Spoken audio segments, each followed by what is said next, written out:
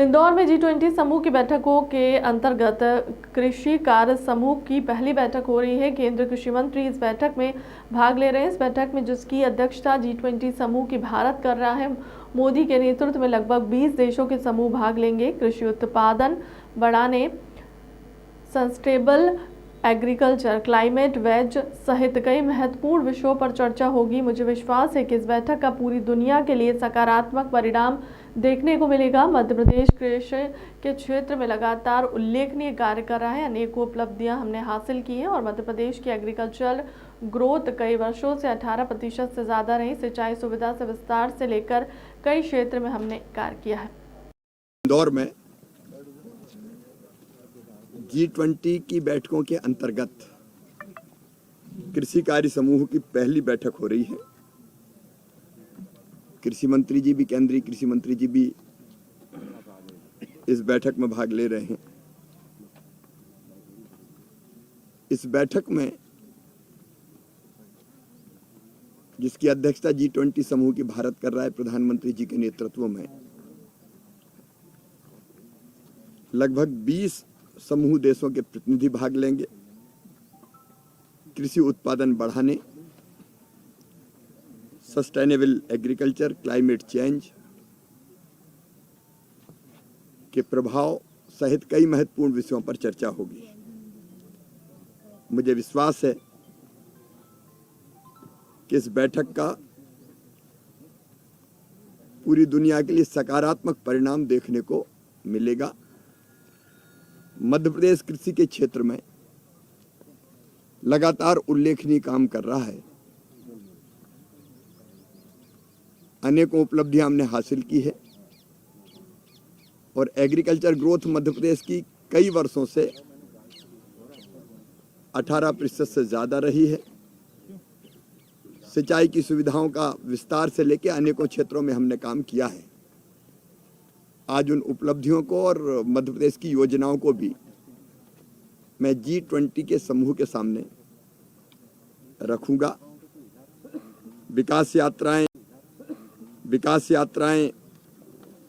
मध्य प्रदेश में निरंतर जारी हैं और जैसा मैंने आपको बताया कि विकास यात्राएं कर्मकांड नहीं, जनसेवा का महायज्ञ बन गई हैं और अनेकों नवाचार विकास यात्राओं के अंतर्गत हो रहे हैं।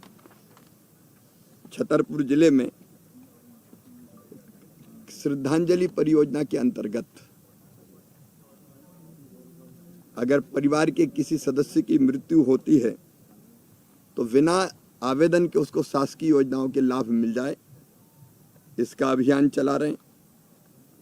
चाहे वो अनुग्रह राशि हो, संबल के लाभ हो, अलग अलग दिव्यांग जनों के लिए शिविरों का आयोजन करके उपकरण वितरित करने का काम किया जा रहा है। धार जिले में ड्रोन आधारित नैनो यूरिया छिड़काव के माध्यम से खेती को बढ़ावा देने का काम कर रहे हैं। वैसे ही उमरिया जिले में अभियान कसम, community care for same child, एक अलग अभियान चल रहा है। बड़वानी में मिशन बाल शक्ति, जिसमें कुपोषित बच्चों के पोषण पुनर्वास के लिए जब वो केंद्र से वापस लौट के आते हैं तो ड्राई फ्रूट और शुद्ध घी से निर्मित लड्डू बांटने का एक अभियान जन सहयोग से चलाया है। एनीमिया मुक्त अभियान के अंतर्गत ब्लड टेस्ट करके बेटियों का हो चाहे बहनों का हो, आयरन फॉलिक एसिड गोलियों का वितरण। डिंडोरी में मिलेट उत्पादों के स्टॉल, जैविक खेती का प्रमोशन।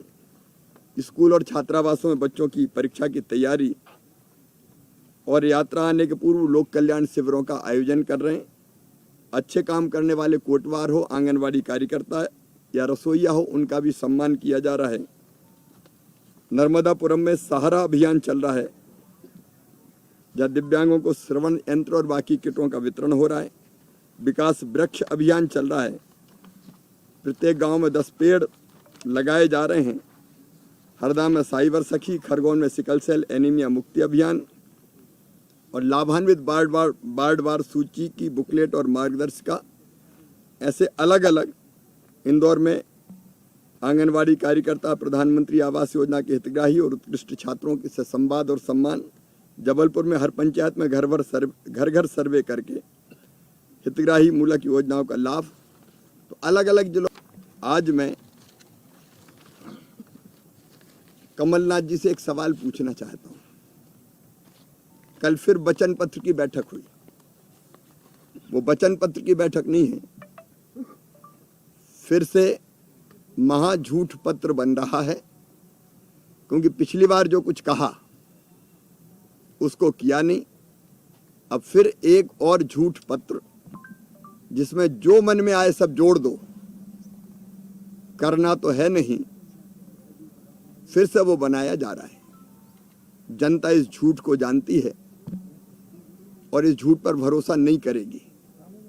लेकिन एक सवाल कमलनाथ जी, आपने जो वचन पत्र में कहा था वो तो किया नहीं। आपने भारतीय जनता पार्टी की सरकार की योजनाएं जो 2018 तक चलती थी, उनमें से एक योजना थी हमारी भारिया, सहरिया और बेगा बहनों को 1000 रुपए की राशि हम देते थे। हर महीने देते थे 1000 रुपए। और वो इसलिए देते थे कि घर की जरूरी आवश्यकताएं, विशेषकर बच्चों के पोषण के लिए फल खरीदें, सब्जी खरीदें, दाल खरीदें, किराने का सामान खरीदें।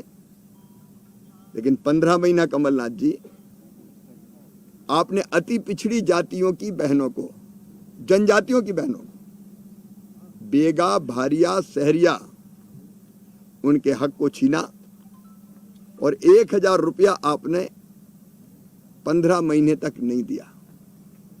जब फिर हमारी सरकार आई तो फिर हमने वो पैसा उनके खाते में डालना शुरू किया।